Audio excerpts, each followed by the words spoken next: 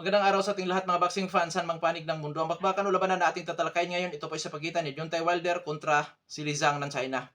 Fight schedule, Hunyo 1, 2024. Gaganapin po ito sa Kingdom Arena, Riyadh, Saudi Arabia. Maghahayag po tayo ng sarili nating fight prediction, comparison at analysis na kung saan doon pa po lamang sa ating gagawing comparison, fight analysis, detalyado po na inyong malalaman kung saan ba naging yamado, saan naging dihado ang magkabilang panig. At malaki ang posibilidad na makakakuha kayo ng idea kung sino ang papabor nyo sa panalo dito po sa naturang bakbakan. Maaring pabor kayo sa aking prediction or hindi dahil po sa inyo pong malalaman dito sa ating comparison na kung saan po mga lods, malaya kayong magdesisyon kung sino ba talaga ang papabor nyo sa panalo dito po sa naturang bakbakan. Panoorin po ninyo ang buong video at nasa ganon makapagdesisyon po kayo mga lods. At dahil sa magkaroon po tayo ng comparison, marapat lamang natin munang alamin ang kunting mga background dito sa magkabilang panig mula sa kanilang physical na appearance, experience o karanasan sa laban, maging sa kanilang mga taglay-taglay na skills o mga galawan dahil yan po ang ating gagamiting referensya doon naman sa paghahayag natin ng comparison. Pero bago natin yung simulan, para po sa mga boxing fans na bago pa po lamang napadpad dito sa ating munting channel, inanyayahan ko po kayo na sana suportahan po niyo sa pamamagitan po ng pag-subscribe, like, and share. Para po sa mga boxing fans na walang sawa na sumuport at sumubaybay dito sa ating munting channel, taos puso po nagpapasalamat sa inyong lahat. Wala po nung sports speech kung wala rin po kayo mga idol. Kaya naman, simulan na natin, hindi na natin patagalin pa. Alamin na natin ang mga background dito sa magkabilang panig at unahin natin ang sa panig ng Chinese fighter na si Li Zhang. Bilang isang professional boxer, itong si Li Zhang po ay may impresibong kartada, 26 wins with 21 wins coming by way of knockout, may 2 talo at may 1 tabla. Sa kanyang 2 talo, natatalo lamang ito sa pamamagitan po ng puntusan. May edad na 41 anyos, height 6 foot and 6 inches, south po ang kanyang stance, count ratio 80.77%. Last fight nitong si Li Zhang, March 8, 2024. Nakasagupa ni si Li Zhang ang dating world champion na si Joseph Parker, na kung saan nagsisilbing challenger itong si Parker sa WBO interim na hawak-hawak dati nitong si Li Zhang. Talo si Li Zhang sa laban kay Parker by majority decision. Pero dagdag ko mga lods na sa laban nila ngayon, 2 beses nakatikim ng bagsak si Joseph Parker. Bumagsak o na-knockdown si Parker sa round 3 at saka sa round 8. Pero hindi naging sapat para sa mga mata ng hurado ang nagawa ni Li Zhang na kung saan pinaboran pa rin naman nila si Joseph Parker. Marami pong mga boxing fans ang nag-iyak tungkol dyan. Pero wala tayong magagawa dahil yon ang hatol ng mga hurado na kung saan hindi na po yan mababali pa. Sa karanasan o eksperyensya nitong si Li Zhang bago ito pumasok sa professional boxing, siya po ay dating lumalaban sa Olympic. Katunayan, naging Olympic silver medalist po ito. At sa kanyang karanasan as a professional boxer, 2 times na naging WBO interim ito. At sa uri naman ang kanyang kinalaban dito sa professional boxing na kung saan nakapagbibigay ito sa kanya ng magandang karanasan, siyempre nangunguna si Joseph Parker na dating world champion dito po sa heavyweight division na kung saan isa sa tumalo sa kanya by majority decision. Pangalawa, sa kanyang laban kontra Joe Joyce, dito siya nakikilala. Dito nakikilala si Li Zhang. Na kung saan itong si Joe Joyce naman po, ang pinaka-background naman yan, ay dating lumalaban din po sa Olympic na kung saan naging Olympic silver medalist katulad ni Li Zhang. At may magandang kartada si Joe Joyce dyan sa professional boxing. At isa sa tinalo by knockout nitong si Joe Joyce ay itong si Joseph Parker na tumalo kay Li Zhang. 2 beses tinalo ni Li Zhang si Joe Joyce by technical knockout at knockout mga lods.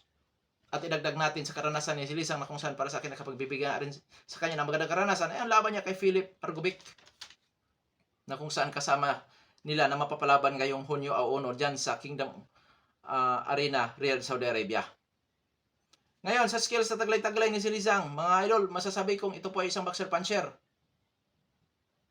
Katunayan, ang mga style nitong si Li Zhang, pressure style, defensive style, o balaban sa brulan o tututo na bakbakan or brawler style, yung counter-punching style, mayroon din po siya.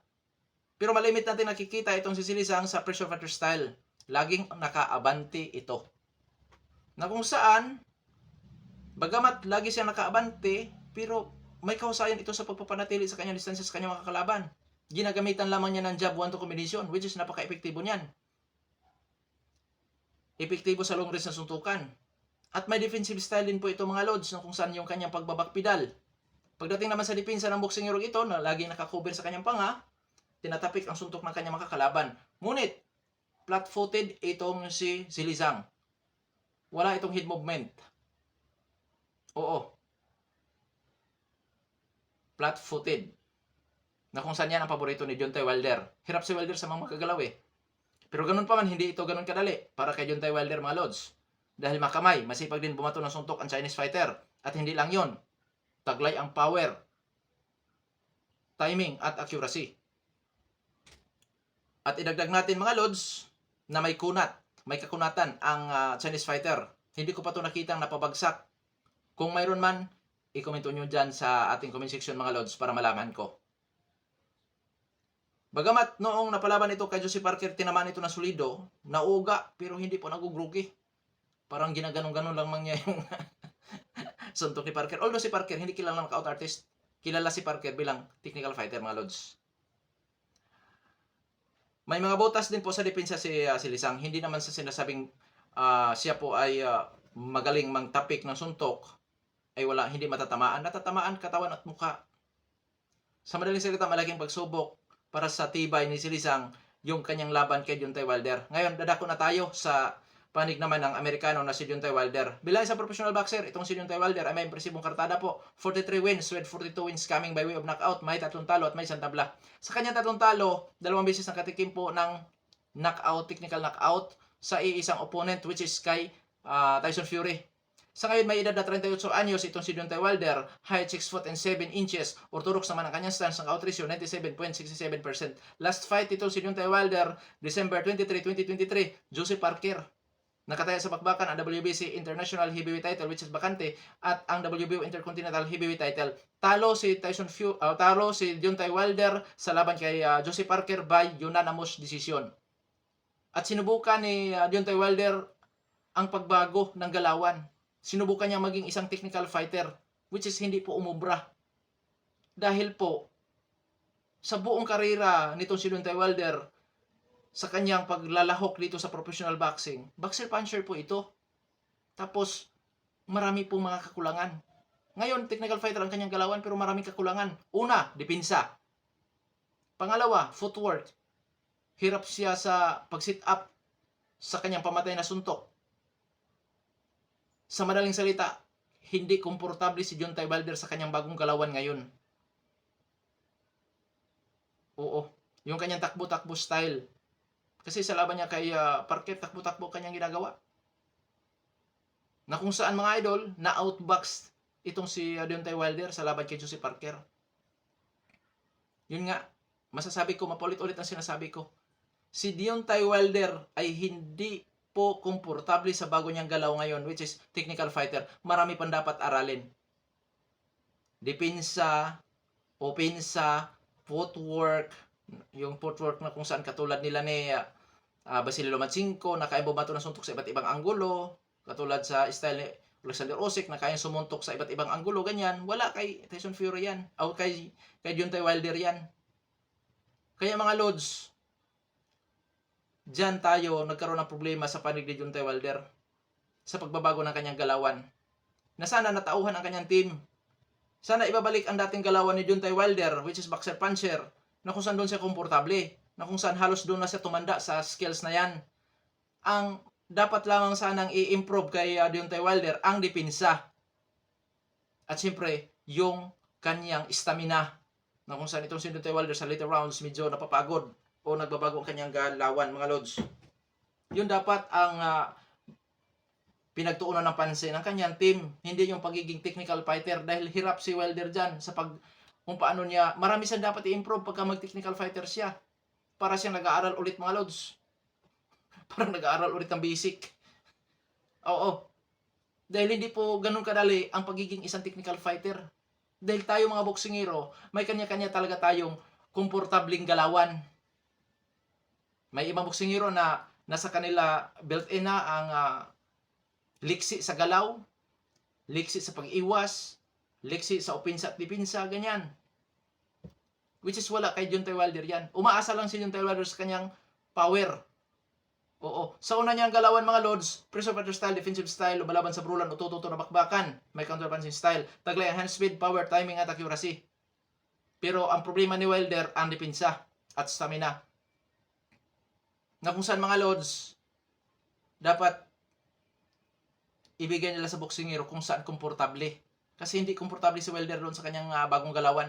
Nakikita ko hindi komportable. Oo. Sa madaling salita, hindi epektibo ang kanyang bagong galawan as a technical fighter. Marami sa teknikalan kasi na laban mga lods. Kaya malimit kung sinasabi dito ang skills. Sa teknikalan kasi na laban, kailangan mo na magiging mahusay sa opinsa at dipinsa, footwork na kayang bumato ng suntok sa iba't ibang anggulo, footwork na kung saan kayang ipanatili ang distansya sa kanyang mga kalaban. Sa madaling salita, pag maging isang technical fighter ka, dapat magaling ka sa puntusan. Kasi doon kilala ang technical fighter. Bonus na lang yung pag knock-out ng technical fighter mga lods. At isa pa, kung nais nilang maging technical fighter itong si Deontay Wilder, mabuti pang i-all around boxer na lang nila ito. Tuturuan ng kaunting teknikalan na laban, lalo na sa dipinsa, footwork, gano'n na lang dapat. Hindi yung ibuong technical fighter. Kasi noong laban niya kay Parker, kawawa si Wilder eh. Hindi mo lang halos nakapurma. Nakapagpatama ba si Wilder noon? Maaari nakapagpatama pero hindi po ganun kasulido. Hindi katulad sa dati niyang galawan na pag nagkamali ka kay Wilder, pag tinamaan ka ng isa, para ka na shotgun na. Puti ang tiyan. Ano karaang laban? Wala. Kasi nagbago yung galaw ni Wilder, sinubukang maging technical fighter, hindi naging epektibo. Dahil hindi po ganun kadali ang pagiging isang technical fighter. Sinasabi ko yan. Maliban na lamang mga lods, kung mulat sa pool, mulat simula, ay inaral mo ang pagiging technical fighter. Tandaan natin si Lomachenko. Sinabi ni Lomachenko, ilang taon siyang nagiging dancer sa cha-cha para lamang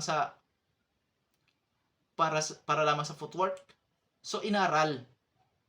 So matinding pag-aaral ito sa panig ni Wilder na magiging technical fighter. Which is para sa akin huli na ang lahat kasi itong si Wilder mga lods, palaos na. Lipas na sa prime. Huli na yun. So dapat ang in-improve na lang yung stamina at dipinsa. Kasi doon komportable si Wilder. Sana natauhan itong kanilang head coach at yung strategist sa panig ni Deontay Wilder sa team nila. Kasi kawawa si Wilder nung huling laban. Inaasahan ng marami, kahit ako, na dudurugin lang ni Wilder si Joseph Parker, pero wala, hindi nakapurma si Wilder dahil binago yung galaw. Na kung saan, yan ang posibleng pagiging dihado ni Wilder dito sa skills. Oo, pero sa totoo lang, paborito ni Wilder ang galaw ni Silisang. Hindi marunong umalis itong si Silisang mga lods. Yung defensive style nito mabagal at walang head movement. Matirang matibay din itong si Silisang. Kaya paborito ni Wilder sana ang galaw nitong si Silisang. Sana natauhan po ang team ni Wilder na ibalik sa kung saan komportable si Wilder. Yung depensa na lang ang i-improve at stamina. Kasi doon epektibo si Wilder sa dati niyang galawan. Doon siya nag-world champion. Ngayon dadako na tayo sa ating gagawing comparison. Medyo natagalan tayo doon sa pagpapaliwanag. Sa ranking po ng WBC, rank 9 si Silisang, rank 7 si Wilder. Sa WBA, rank 10 si Deontay Wilder, wala pong pangalan ni Silisang. Sa IBF, rank 8 itong si Silisang, wala naman ang pangalan ni Wilder. Sa WBO, rank 2 itong si Silisang, rank 13 si Wilder. Sa madaling salita mga lods, lamang sa ranking si Silisang sa ngayong panahon na ito. Ngayon, dadako na tayo sa edad ng dalawang maglalaban. Parehong 41 anyos, 41 anyos si Silisang, 38 anyos naman si Wilder. Parehong lipas sa prime ang dalawang maglalaban, pero mas malala itong si Silisang dahil 41 years old na po talaga ito. Nasa kanyang father time na. Pero mga lods, kung titingnan naman natin ang kanyang huling performance, nasa magandang body conditioning itong si Silisang mga lods. Sa panig naman ni Deontay Wilder, sa kanyang edad na 38 anyos, nakita natin ang pagbabago sa galawan itong si Deontay Wilder. Either bunga ng kanyang pagkalipas na sa prime or sa kagagawan ng kanyang team. Yung pagbabago niya ng galaw. Na kung saan hindi nakita natin yung mga pamatay na suntok ni Deontay Wilder sa laban kay Joseph Parker. Ngayon, dadako na tayo sa kanilang height, reach, power, kung sino po ang may advantage. Pagdating sa height, mas matangkad po si Deontay Wilder ng 1 inch, which is hindi na ito mahalata kasi konti lang naman yan eh. Sa power lamang po si Wilder na kung saan maabot po ang kanyang knockout ratio sa 97.67%. Samantala, itong si Silisang, height 6 foot and 6 inches, knockout ratio 80.77%. Mga Lods, dahil nandito tayo sa comparison lamang sa height at power si Deontay Wilder, pero may laban po si Silisang dahil kabilang na rin po itong si Silisang sa sinasabi nating knockout artist. So labanan ito ng knockout artist. Ngayon, sa stance, orthodox itong si Wilder, southpaw naman itong si Silisang. Mga Lods, posibleng isa yan sa magpapahirap kay Wilder. Bakit? Bibihirang mapalaban si Wilder sa southpaw. Unlike kay Silisang na malimit mapapalaban sa orthodox. Magkakaroon kasi ng ibang galaw yan mga Lods.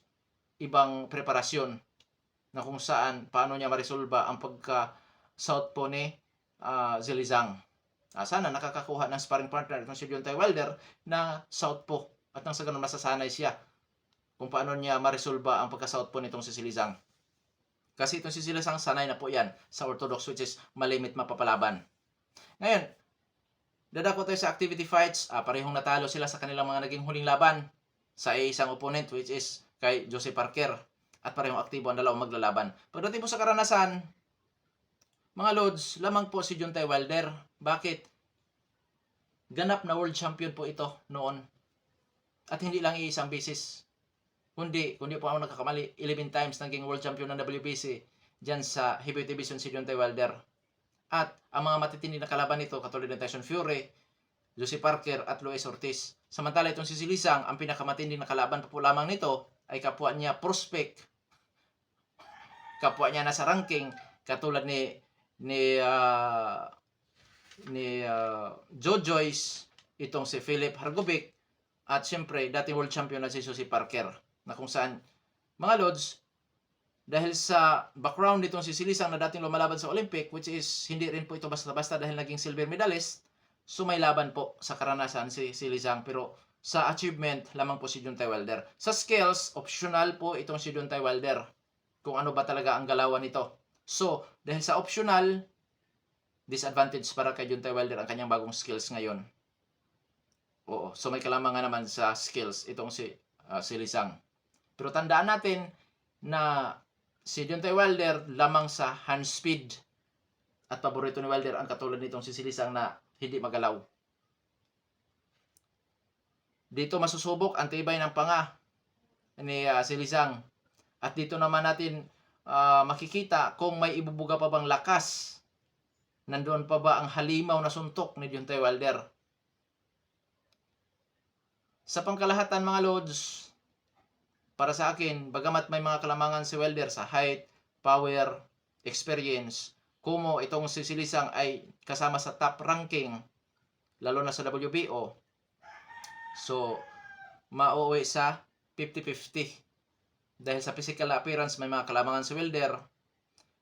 Pero si Zhilei naman ay may kalamangan pagdating po sa ranking. At hindi po napag-iiwanan sa lahat ng aspeto mula sa height, power, karanasan, skills. Kaya 50-50 po para sa akin ito. Hindi kagulat-gulat na manalo si Wilder, hindi rin kagulat-gulat na manalo si Zhilei. Nakadepende ito sa gagawing taktika, estratehiya, diskarte na magkabilang panig kung sino pong unang makapagpatama ng pamatay na suntok. Siyang posibleng manalo dito po sa naturang laban. So hindi kagulat-gulat na manalo si Zhilei. Hindi rin katakataka kung manalo si Deontay Wilder dahil 50-50 po sila sa ating ginagawang comparison. Ngayon, dadako na tayo sa ating prediction sa laban. Prediction ko po dyan, Deontay Wilder by knockout. Manong round, pinakamatagal ang 8 rounds. Kung sakali mawi sa puntusan, posible pa rin mangingibabaw ang power nitong si Wilder. Posible pa rin mangingibabaw ang hand speed nitong si Wilder na kung saan posible niyang maidomina buong laban. Ngunit, sa panig ni Zhilei, mga Lods, hindi kagulat-gulat na makuha niyang talunin si Wilder din by knockout sa pamamagitan po ng counter.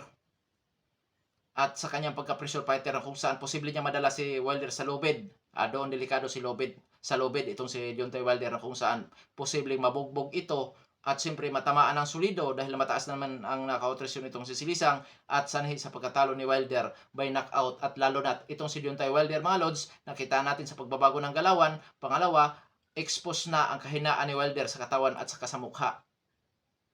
Kaya hindi kagulat-gulat na matalo din dito si Deontay Wilder mga Lods. Oo. Pareho kong gusto ang dalawang maglalaban. Pero lamang mga lods, kailangan kong pumili ng isa dahil yun po ang ating content dito, ang paghayag ng prediction sa naturang laban. Tandaan natin na expose ang kahinaan ni Deontay Wilder. Dito naman sa panig ni Silizang, hindi pa natin nakikita ng kahinaan ang boxingerong ito. Nauuga lamang ito at hindi ko pa nakita na pabagsak ito, hindi ko pa rin po nakikita na ito ay nagugroge. Kaya malaking pagsubok ito sa tibay ng panga nitong si Silisang mga lods, ang knockout ratio na taglay-taglay ni Deontay Wilder, na alam naman natin kung gaano kadelikado na boksingero itong si Deontay Wilder nung kanyang kapanahunan po mga lods. Pero ngayong lipas na sa prime si Wilder, hindi na natin alam kung ito ba ay taglay-taglay pa ni Deontay Wilder ang kanyang power mga lods. Oo. At sana hindi magkamali ang kanyang coach, kanyang team sa pagpili ng skills, diskarte sa laban dito kay Deontay Wilder. Dahil pagka mag-technical style na naman tong si Deontay Wilder, mga lods, naku po, marami pa siyang kailangang i-improve dyan para magiging perfecto ang kanyang pagka-technical fighter.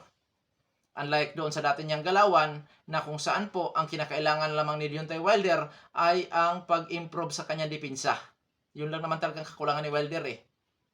O doon sa dati niyang moves o dati niyang skills na ginagawa, na kung saan doon siya nag-world champion hanggang sa natalo po mga lods. At alam naman natin na nahihirapan si Deontay Wilder sa mga magagalaw na boksingero. Pero dito kay Silizang, hindi ito magalaw. So pabor kay Deontay Wilder po yan. Pero yun nga, hindi po yan magiging madali sa magkabilang panig. Abangan natin, magandang laban po ito mga lods. Gusto ko rin po itong si Silizang sa kanyang galawan. Dahil itong si Silizang mga lods, talagang yung power, yung bigat ng suntok nito mga lods ay hindi po matatawaran. Na kung saan may kakayahan ito na magpatulog kay Wilder, magpapagsak kay Wilder. Oo. Kaya abangan natin kung dapat na bang sabit ni Wilder ang kanyang gloves o itong si Silisang ay makatikim ng ikatlong talo dito sa kanyang professional boxing career. Kasi pag natalo si Wilder dito, lalong bababa ang kanyang value na kung saan dapat na magretiro mga lods. Para sa akin lang. Hanggang dito na lamang ito, Bandog Sports PH. Maraming salamat po.